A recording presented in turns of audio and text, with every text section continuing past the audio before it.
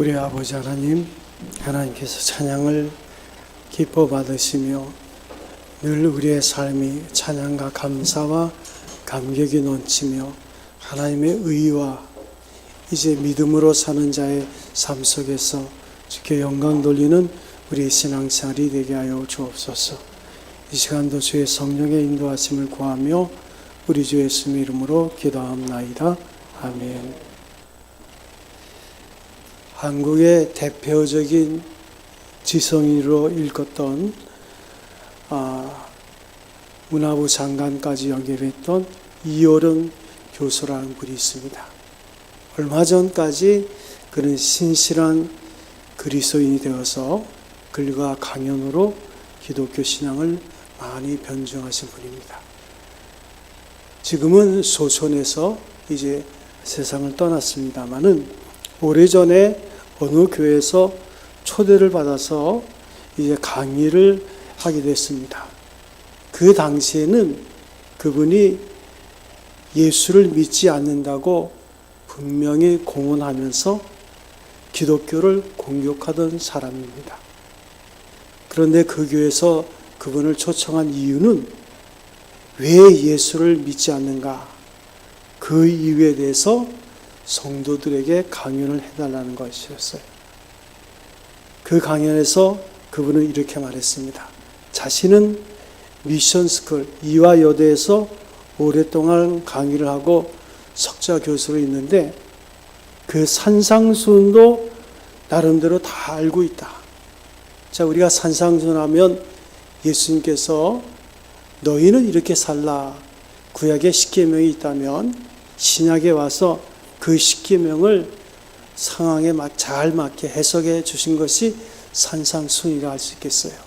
그래서 처음 시작은 마음이 가난한 자는 복이 있나니 우리의 마음의 그 심령이 이제 어떠한 상태에 있는가 하는 것에 대해서부터 시작해서 이렇게 살 것에 대한 것을 말씀하셨는데 그 산상수훈도 나름대로 다 알고 있는데 어떤 때는 연구도 해봤다는 거예요. 그런데 놀랍게 생각하는 것은 산상수훈대로 사는 교인들을 아직까지 그는 만나지 못했다는 거예요. 그것이 자기가 예수를 믿지 않는 이유라는 겁니다. 그래서 예수 믿는 사람들은 말만 요란하게 떠들 뿐 실제 삶에서는 예수 믿는 사람의 모습을 잘 보여주지 않는다고 지적하면서 마지막으로 아주 따끔한 말을 한마디 했습니다. 만약에 여러분 중에 산상수훈대로 살고 있는 교인이 있는 교회가 있다면 저에게 소개해 주십시오. 그러면 제가 예수 믿겠습니다.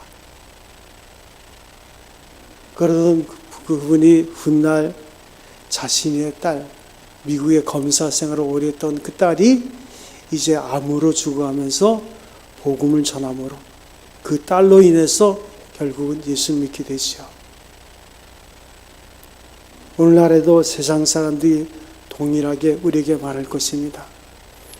당신의 말이 아닌 행동으로 기독교가 진리라는 사실을 증거해 보십시오. 여러분, 이 도전 앞에 어떻게 말을 할 수 있겠습니까? 고린도후서 13장 5절에 보면 너희가 민회에 있는가 너희 자신을 시험하고 너희 자신을 확증하라. 예수 그리스도께서 너희 안에 계신 줄을 너희가 스스로 알지 못하느냐? 그렇지 않으면 너희가 버리운 자니라. 오늘 팔복 가운데서 의에 줄이고 목마르다 이 말의 의미를 우리가 생각해 봅니다. 그것은 배가 고파 죽어가는 자기 자가 빵 한 조각을 구하듯이 목이 말라서 죽어가는 자가 물 한 방울을 사모하듯이 하나님의 뜻에 일치하는 삶을 살고 싶어하는 간절한 마음을 가리킨다 할 수 있습니다. 이런 마음을 가진 자에게 하나님께서 하신 말씀은 배부르게 되는 은혜를 주신다는 거예요. 배가 부르다는 것은 만족, 평안, 기쁨 등을 다 포함하는 말씀입니다. 그리고 예수 그리스도의 말로 이 세상에 사셨던 분 중에서 가장 의에 줄이고 목말라 하신 삶의 모범을 보여주신 분입니다. 그러므로 우리가 의에 줄이고 목마릅니까? 그것은 바로 예수님을 닮아가는 사람이에요. 의에 줄이고 목마른 갈증을 가지고 있습니까? 작은 예수로서 예수님을 점점 더 가까이 따라가는 것을 부인할 수 없을 것입니다. 의에 줄이고 목마른 자가 되기 위해서는 우리가 구체적으로 실천할 것이 몇 가지 있지만 오늘 생각할 것은 하나님의 말씀에 순종하기를 간절히 사모해야 되는 것입니다. 교회가 이 시대의 교회가 갖고 있는 가장 치명적인 약점은 삶이 결여되어 있다는 거예요. 삶이 결여되어 있다는 것은 하나님의 말씀을 지식적으로 너무너무 잘합니다. 근데 그대로 살지 않는다는 거예요. 하나님의 말씀을 많이 배우기는 하는데 순종에는 별로 관심이 없다는 거예요. 순종에 별로 주의를 기울이지 않는다는 것이 오늘날 복음이 영광을 가게 하는 주범입니다. 그래서 예수 믿는 사람들이 세상 사람들의 발에 짓밟히게 되는 원인인 거예요. 이건 지나친 말이 아니라고 생각합니다. 하나님께서 우리를 자녀로 삼으실 때 요구하신 것은 아무것도 없어요. 하나님께서 만세전에 다 계획하셔서 나 같은 것을 알아주셨고 예수님 오셔서 구원받을 수 있도록 길을 열어주셨습니다. 성령이 오셔서 믿도록 마음을 움직여 주심으로 예수님이 나의 구주라 고백하게 하시고 나도 모르는 사이에 거듭나서 하나님 앞에 새로운 피조물이 되게 하신 것입니다. 이때 하나님께서 우리에게 요구하신 것은 아무것도 없어요. 다만 믿음밖에 없습니다. 그런데 그 믿음도 사실은 하나님께서 우리 마음을 움직이심으로 믿게 하셨기 때문에 생긴 거지 우리가 특별해서 믿은 것은 하나도 없습니다. 요한복음 1장 12절에 보면 영접하는 자 곧 그 이름을 믿는 자들에게는 하나님의 자녀가 되는 권세를 주셨는데 이는 육정으로나 다시 말해서 우리 아버지가 예수 믿는다 그래서 내가 저절로 예수 믿는 게 예수 믿는 자가 된 게 아닙니다. 혈통으로 된 것이 아니라 사람의 뜻으로 난 것이 아니라 오직 하나님께로 말미암이라. 아무것도 하나님께서 우리가 구원받는 데는 요구하지 않으셨어요. 그러나 일단 예수 믿고 거듭난 하나님의 자녀가 되면 그 다음에는 하나님이 요구하십니다. 순종하라. 아버지의 자식이기 때문에 아버지의 하나님의 뜻에 일치하는 삶을 살도록 성경 말씀이 가르쳐준 모든 하나님의 교훈에 순종하라고 요구하시는 거예요. 그래서 하나님께서 말씀하시기를 내가 거룩하니 너희도 거룩하라. 이게 하나님의 요구입니다. 단 구원받은 하나님의 자녀에게만큼 세상 사람들에게 이걸 요구하는 게 아니에요. 믿음이 없는 자들, 믿지 않는 구원받지 못한 자에게 요구하는 것이 아닙니다. 구원받은 자에게만 이걸 요구하세요. 이게 얼마나 중요한지 모릅니다.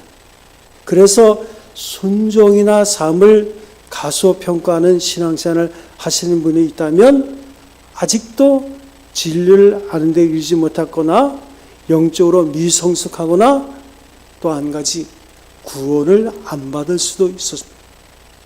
내가 구원 안 받았는데 구원받은 것처럼 착각하고 있는 분들이 있을 수 있어요.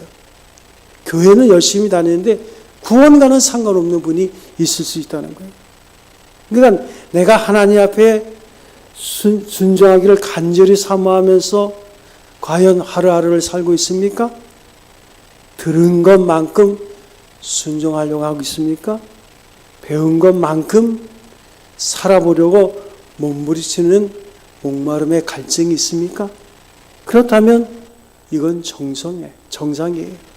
비록 내가 미숙하다 할지라도 그 마음의 갈증이 있다는 것은 내가 하나님의 자녀로서 그 본분을 다하기를 원하는 그 마음이 있다는 거예요.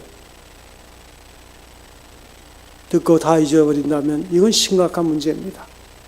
예수님께서 마태복음 5장부터 7장까지 너희는 이렇게 살라 시키는 말씀을 더욱더 쉽게 우리에게 설명해 주십니다. 이 말씀을 다 하신 후에 내리신 결론이 뭘까요? 우리가 마태복음 7장에 보면 말씀하십니다.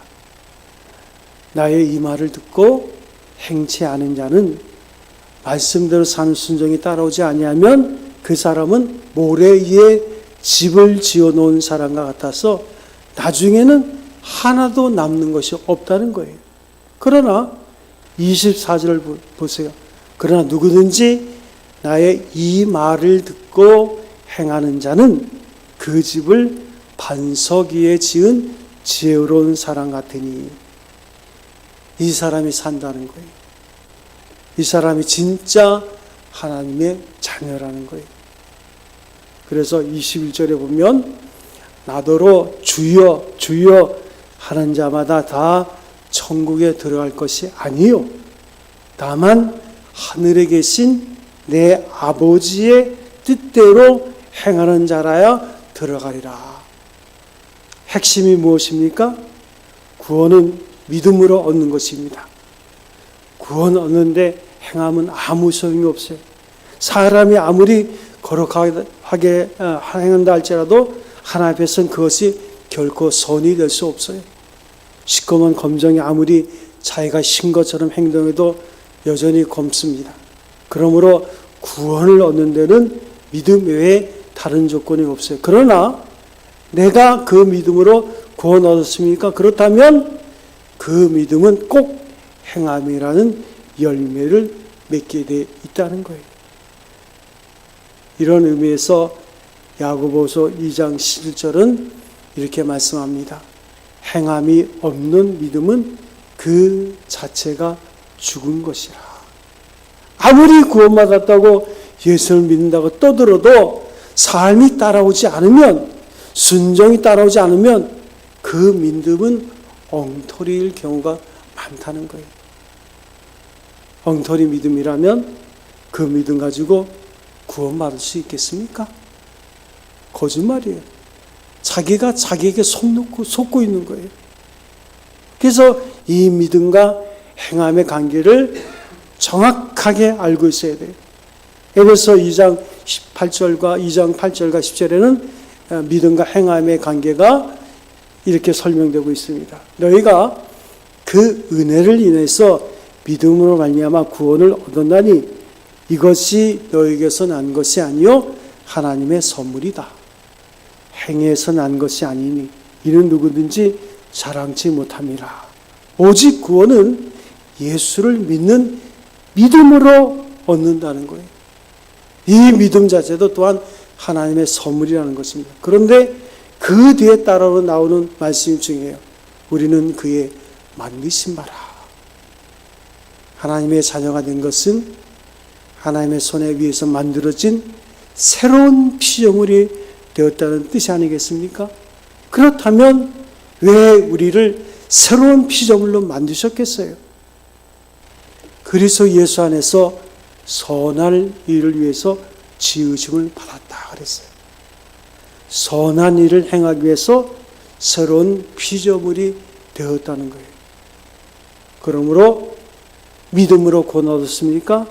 그 다음에는 선한 일을 행하는 사람, 다시 말하면 하나님의 말씀대로 순종한 사람이 되는 것은 필연적인 결과예요. 요즘 새벽에 선지서를 공부합니다. 선지서에 보면 이스라엘 백성들이 결코 하나님을 떠나지 않았어요. 열심히 예배를 합니다. 재물도요, 헌금도 엄청 드립니다. 그런데 하나님은 너희가 나를 떠났다 그래요. 그래서 내가 너희를 징계할 것이다. 아, 이게 무슨 말입니까?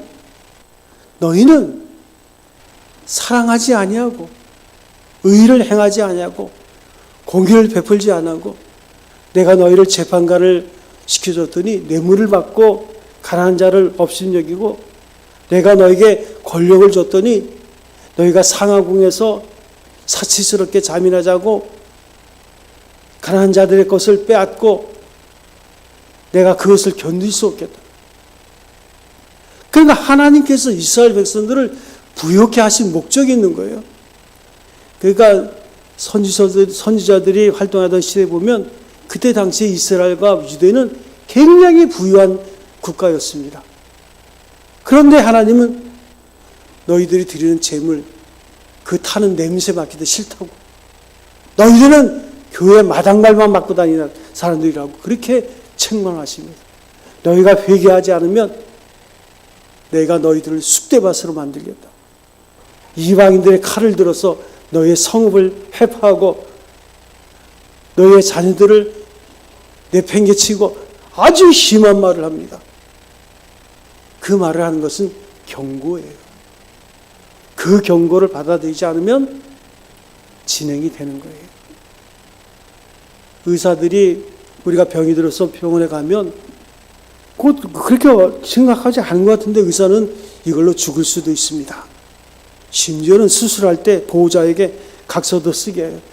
이거 잘못되면 죽을 수도 있다는 것. 그런데 수술하고 나면 멀쩡하거든요. 왜 그렇게 합니까? 극단적인 처방을 해야지만 그 사람이 정신 차리는 거예요. 제가 아는 그 집사님 한 분은 그 무슨 폐에 뭐가 있어서 갔는데 의사는 심각하다 그러는데 병원에 신방한데 없더라고요. 근데 보니까 그 추운 날에 말이죠. 그 병원 옷 입고 한 구통이 바깥에 나가서 담배 피우고 있더라고요. 그 심각한 걸 몰라. 그래서 결국은 돌아가셨어요. 그 장례식을 제가 치렀습니다. 인간이 그래요. 심각하게 말씀하면 심각하게 받아들여야 되는데 그 경고를 무시합니다. 아무것도 아닌 것처럼. 하나님이 부드럽게 내가 너희를 구원한 이유는 선한 일을 행하는 사람, 하나님의 말씀대로 순종한 사람 되는 그것은 필연적인 것이다. 그러니까 믿음과 행함은 나눌 수가 없다. 그런데 오늘 한국 교회의 병이 무엇입니까? 입으로만 주여 주여 하면서 삶이 따라오지 않는 병이에요. 그 결과 국회의원이 되든 많은 그리스도인이 재구실을 못해요.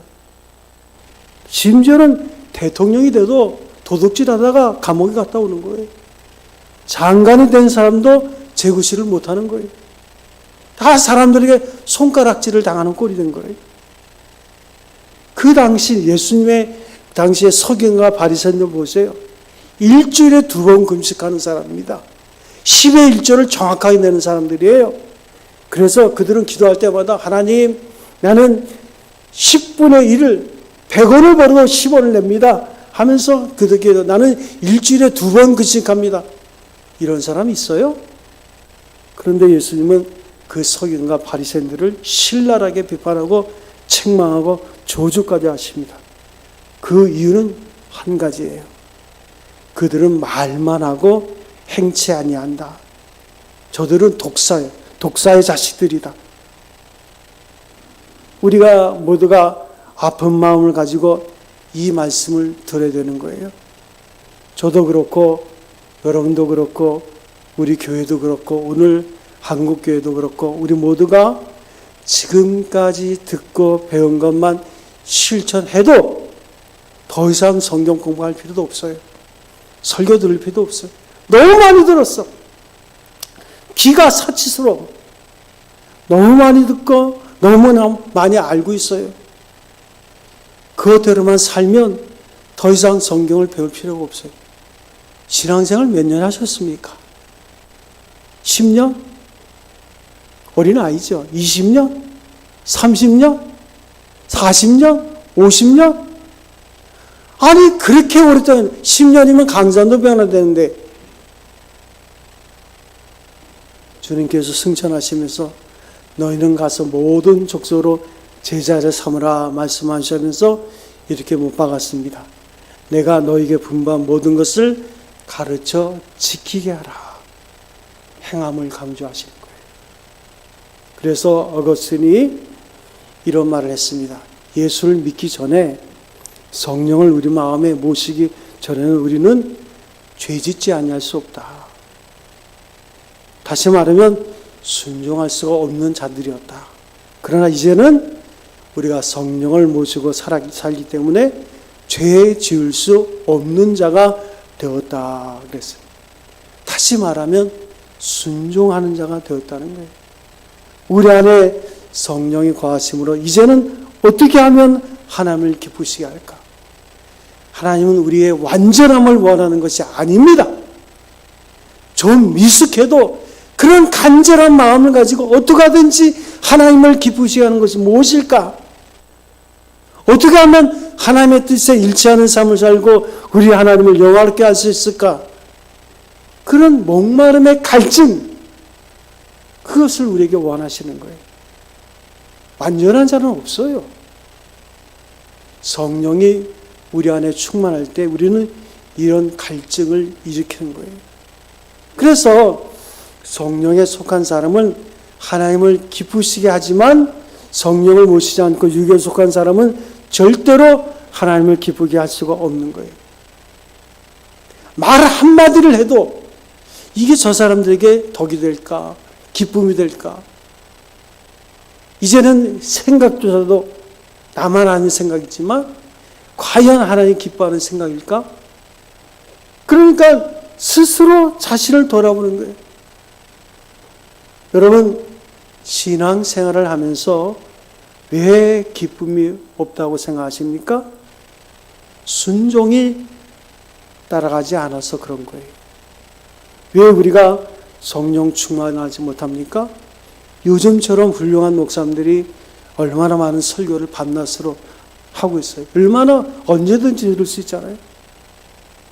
우리가 유튜브 보면 오늘 설교하는 것도요, 그 설교 본문만 유튜브에 치면 몇백 개가 나와요. 좋은 설교들이 얼마나 많이 나오는지 몰라요. 그리고 요즘은 좋은 시설을 갖춘 교회들이 얼마나 많습니까? 또 교회 시스템을 통해서 얼마나 양육을 잘 받아요.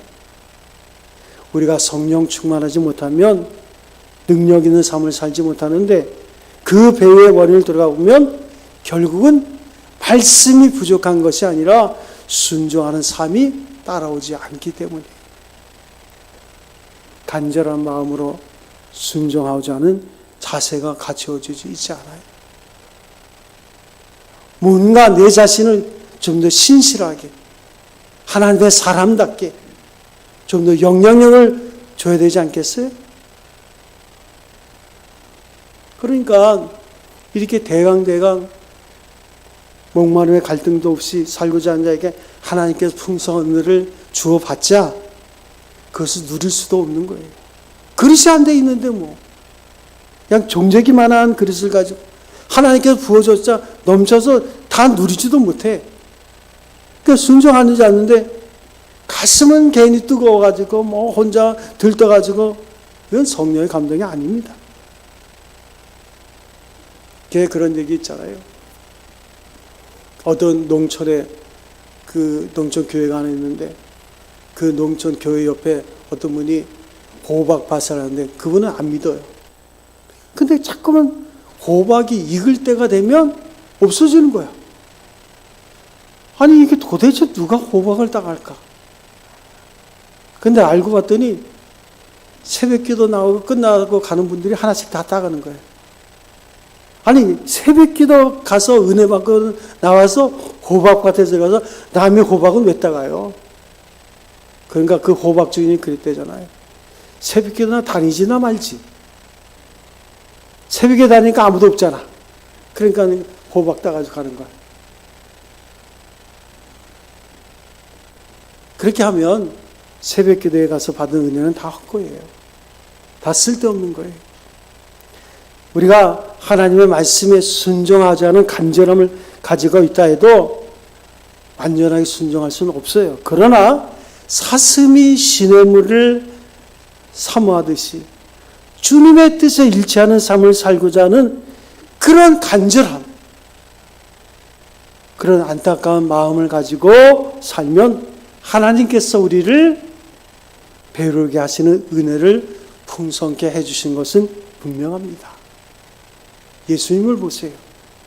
예수님은 하나님께서 자기를 세상에 보내신 이유가 잃은 양을 찾으려 하는 것에 있다는 것을 아시지 않았습니까? 그러므로 한 영혼에도 구원받는 것이 주님의 간절한 마음인데 어느 날 그는 수가성 여인의 창녀, 사마리아 여인의 창녀를 구원하고 나서 얼마나 마음이 기뻐하시는지 제자들이 동네에 가서 점심 식사를 준비해가지고 왔어요. 그런데 그 음식 먹는 것도 다 잊어버리고 말씀하십니다. 나의 양식은 나를 보내신 이의 뜻을 행하며 그의 말을 온전히 이루는 이것이니라. 내가 지금 저 여인을 구원함으로 하나님의 뜻이 이 땅에서 이루어지고 있다는 거예요. 하나님 아버지께서 얼마나 기뻐하실까? 그러므로 나도 음식을 먹지 않아도 될 만큼 기쁘고 만족스럽다는 거예요. 벌써 예수님의 회가 부른 거예요. 예수님께서 십자가의 죽음을 앞에 놓고 공포와 싸우면서 겟세마네 동산에서 피눈물을 쏟으면서 기도하십니다. 그리고 결정하셨어요. 비록 무서운 일이지만 하나님께서 이 길을 가라 하시니 나는 순종하리라. 십자가를 지리라. 이렇게 결심하고 눈을 뜰 때 하늘에서 천사가 내려와서 예수님에게 새 힘을 공급했다고 성경은 말하고 있습니다. 주님 앞에 순종하기를 원하는 자는 하나님께서 때를 따라 새 힘을 주시는 거예요. 그리고 제자들과 하직하면서 주님의 유명한 말씀을 남기셨어요. 내가 너에게 평안을 주노라. 나의 평안은 세상이 주는 것과 같지 않다. 예수의 마음에 평안이 있었어요.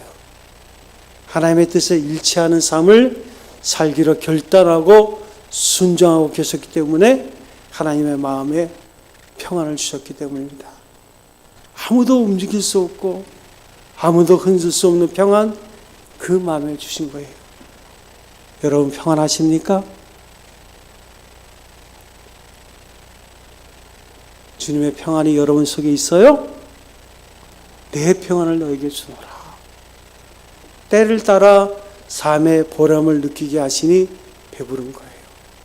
때를 따라 하나님께서 신비스럽게 내게 새 힘을 공급해 주시고 능력을 주시니 배부른 거예요. 상황은 절대 평안할 수 없음에도 불구하고 내 마음은 마음껏 엄마 품에 젖을 먹는 아이처럼 만족스럽고 평안하고 두려움이 없어요. 이것이 바로 하나님께서 주시는 배부름입니다. 순종하는 자에게만 하나님께서 이렇게 은혜를 주신다고 약속하셨어요. 지금도 우리에게는 은혜가 넘치게 주어지고 있는데 문제는 그 은혜를 다 못 받는 거예요. 순종하는 마음이 없으니까 그 은혜가 딴 데로 가는 거예요.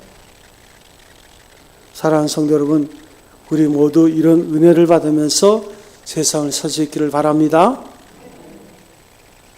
과천교회 섬겼던 김기동 지사님의 간증이 있어요. 그분이 회사를 2개 경영하는 사장입니다. 근데 그분이 처음에는요, 아내를 따라서 교회를 나왔어요. 해군상학교를 졸업했는데 장교죠. 그래서 이제 퇴역한 후에 아내를 따라서 교회를 나왔는데, 참 교회에 나와서 맨 뒷자리에 그렇게 발장 끼우고 앉아있으니까 참 한심하다. 이 좋은 날에 주일날 나와서 그 목사님 제대로 설교도 못하는 것 같은데 그 뭐 아멘 하고 그러니까 걔 어느 날은 주일날 그 자기 집에서 과천까지 가는데 과천 그 교회로 가는 척 하면서 경부고속도로를 탔어요. 아내가 난리가 났죠. 아니 당신 교회 안 가고 어디 가냐고. 야, 이 좋은 날 교회 가면 하나님이 벌하실 거야. 이 좋은 날은 놀라고 좋은 날 주신 거 아니냐고. 걔 신나게 경부고속도로 타고 가는데, 아니 차가 그냥 지나가야 되잖아요. 고속도로에서 정면 충돌한 거예요. 바깥 반대쪽에서 오는 차가 갑자기 중앙선을 넘어서 자기 차랑 충돌해 버린 거예요. 차가 완전히 그냥 폐차될 정도 돼가지고 자기 얼굴엔 피투성이가 되고 뭐 유리창이 막 옆에 보니까 아내도 그렇고 뒤에 보는 아이들도 그렇고 차에서 불이 나기 시작하고 가던 사람들이 차를 멈추고 막 모래를 끼얹고 막 소화기를 가지고 나와서 겨우 불은 꺼서, 그리고 자기가 이제 입원해가지고 누워있으면서 생각했다. 아, 하나님은 살아계시다. 진짜 내가 주일날 이 짓 하니까 하나님께서 금방 즉시로 역사하시네. 그러면서 병실에 누워서 그가 다짐했대요. 하나님, 내가 다시는 이런 짓 하지 않겠습니다. 그리고 제가 하나님 앞에서 다짐합니다. 일주일에 1명 이상은 반드시 전도하겠습니다. 그래서 그분이요, 회사 2개를 경영하는 사장이었는데 아침마다 자동차에 타서 시동을 걸 때 습관적으로 이런 기도를 했다고 합니다. 하나님, 오늘도 믿기로 작정한 사람을 만나게 해주세요. 하나님 믿기로 작정한 사람 만나서 전도하게 해주세요. 그의 간세사는 전도, 하나님 나라, 이것밖에 없는 거예요. 어느 날 역시 같은 기도를 하고 직장으로 출근하는데 빨간 신호등에 걸렸습니다. 그래서 잠시 기다리고 서 있는데 뒤에서 꽝 하고 자기 차를 누가 박은 거예요. 내려서 봤더니 반바가 쑥 들어왔습니다. 그랬더니 거기 탔던 기사가 얼른 나와서 아이고 이거 내가 잘못했다고 사과를 하는데, 오늘도 하나님께서 전도할 기회가 주시는구나. 그래서 이런 사고가 났구나. 이런 생각이 바떡 들더라는 거예요. 그래서 사고를 낸 사람에게 이런 말을 했답니다. 범퍼라는 거 그냥 박으라고 달아놓은 거 아닙니까? 걱정하지 마세요. 그냥 그런 말이 자기도 모르게 나오더라는 거예요. 그랬더니 상대방이 너무 놀라가지고 명함, 주민등록증, 운전면허증 이 3가지 중에 아무거나 하나 가져가시라고. 그리고 연락하시라고. 그리고 제가 모든 것을 다 배상해 드리겠다고. 그런 거예요. 그래서 연락하기로 하고 회사를 갔습니다. 점심때가 가까워서 전화가 왔어요. 견적을 보니까 한 100만 원 정도 들어간다고, 그런 피해를 본 것 같다고. 그래서 전화를 했습니다. 아침에 내가 바친 사람인데요, 수리를 하려면 돈이 좀 들겠지만 저는 수리 안 하고 그냥 타고 다니겠습니다. 그 대신 오늘 점심이나 한 끼 사주세요. 그래서 만났어요. 알고 봤더니 그분은 모 외국 회사 부사장입니다. 김 지사가 1시간 동안 자기 간증을 하면서 예수 믿으라고 전도했어요. 그 말을 들은 그 상대방이 자기도 미국에 있을 때 교회를 몇 번 다녔지만 지금은 다니지 않는다고. 그러면서 범퍼를 받으라고 달아놨다는 둥, 뭐 점심이나 사달라는 둥 하늘 듣고 이상한 사람이라고 생각했는데 알고 보니까 예수 믿기 때문에 그랬군요. 이리 가고는 그분도 예수 믿기로 다짐했어요. 그리고 나서 놀라운 일이 났습니다. 이 김 지사가 하고 있는 사업 중에 회사 하나가 외국과 거래하는 회사인데 잘 안 됐어요. 그런데 아주 어려운 사업인데 그 이야기를 다 듣고 그 부사장이라는 사람이 여러 가지 도움을 주기 시작했어요. 그래서 그 사업이 최고 잘 나가는 불티나는 사업으로 바뀐 거예요. 김 지사는 이런 말을 합니다. 내가 하나님의 나라와 그 의를 앞세우고 살았더니 내 회사를 하나님이 책임지시고 일으켜 주셨다고. 너희가 먼저 그의 나라와 그의 의를 구하면 세상 사람이 염려하고 걱정한 것 내가 책임져 주겠다고 주님이 말씀하신 거예요. 여러분, 이 삶이 김지사의 삶으로 끝나겠습니까? 여러분에게도 해당되는 말이에요. 우리의 삶의 초점이 어디 있느냐? 무엇을 놓고 내가 갈증을 느끼고 있는가? 무엇을 놓고 내가 배고픔을 느낍니까? 무엇을 놓고 아침 저녁 꿈을 꾸고 있습니까? 이게 중요한 거예요. 여러분 정체성을 잊어버리지 마세요. 여러분은 하나님의 자녀입니다. 예수님이 죽으셨어요. 그리고 우리를 살리셨어요. 하나님께서 우리 모두에게 하나님 나라의 꿈을 주시고 그리고 열정을 주시고 갈증을 주시고 배고픔을 주셔서 우리의 삶 전부가 그것을 중심으로 하루하루 이어지는 축복이 여러분에게 임하기를 주님의 이름으로 축원드립니다. 우리 세기보르 찬송가 한장하겠습니다. 334장.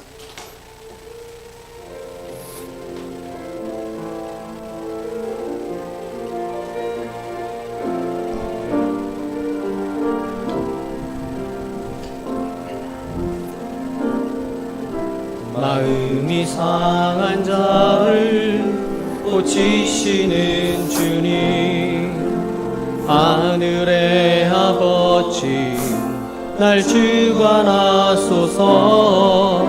주의 길로 인도하사 자유케 하소서. 새 일을 행하사 분케 하소서. 그의 줄이고 목이 마르니 성령의 기름 부소서. 그의 줄이고 목이 마르니 내 잔을 채워주소서. 그의 줄이고 목이 마르니 성령의 기름 부소서. 그의 줄이고 목이 마르니 내 잔을 채워주소서.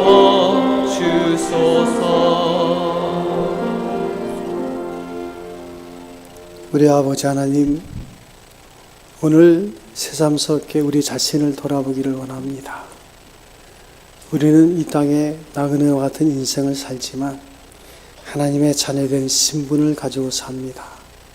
늘 우리가 하나님 앞에 기도할 때 우리를 통해서 하나님의 이름이 거룩히 여김을 받는 하나님의 영광이 나타나기를 위해서 기도하고, 주님, 세상에 살지만 하나님이 우리를 다스리시는 주님의 나라가 임하기를 원합니다.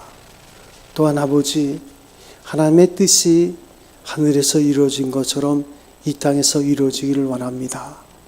우리가 이처럼 먼저 주의 나라와 의를 구하는 기도를 하면서 그 뜻이 이루어지기를 구하는데, 과연 우리가 하나님의 자녀된 자로 하나님을 기쁘시게 하기를 원하는 영적인 목마름의 갈증이 있는지 우리를 돌아보게 하여 주옵소서.